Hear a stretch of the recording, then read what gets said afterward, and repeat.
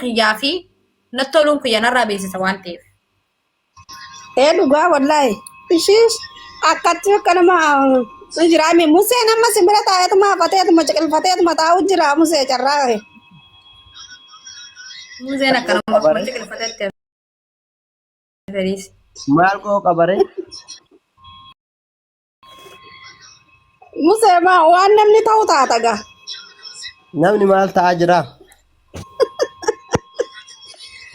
فارانتي يا سينجا دابل لبوان namni sitti mul'atu. wallahi hedduu takka si jaalanna nutillee ni hedduu takka si jaalannaa bakka guddoo si qabnaa suma salaamu fin dhufaa gizeen an si salaamu dhufee onnanan naqiite akkasiiti an amman hin baafadhaa nagaan turtii gaarii مالي في إيه واس egaa كده جاي سيدو بدو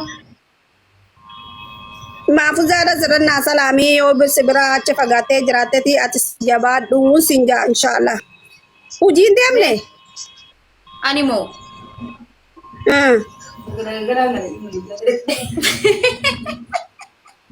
هوجي نمنومان أكا خيادة لغا تجرنجر wallahi je أما تتقبودا مكينة بتا إن شاء الله rab inshaallah amata anu sin eegimbo riskii rabbii balloodha إيه كنا Ammumatti نمان rabbi جاتشون fudhaa أكنا ما تنتهى دموز دي خيانا بزابا ati maafus masan jala ni jiraamiga ni Kan kana guutuu osoo mas dhageeffannoo dadhabne jala kana carraa namaa kan hojii isuma dhageeffachuu jirra. وراتي محمد ونو سينكو تبستري Ala naan hin kunneus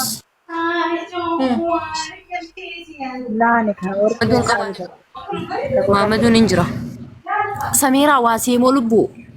Dhiifamallee narraa ta'e sirrallee hin beeku.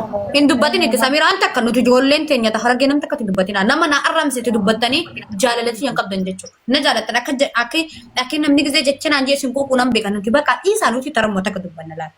Nama maayyimii taraa dhibba dubbata malee ilmi namaa tarmoota akka dubbata. Bilisni nama tarmoota akka dubbata.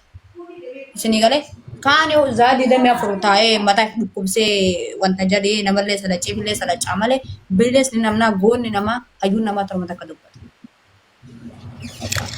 Mashaallah. Akkasii. Dhugaa rabbii arfaat anuu waan akkasiin jechuun barbaade garuu sirra beekee osoo hin ta'in akkuma wallaabummaa kiyyaatitti waan takkaan siin jaa. Nam takka gaafa biyya jiruu fi gaafa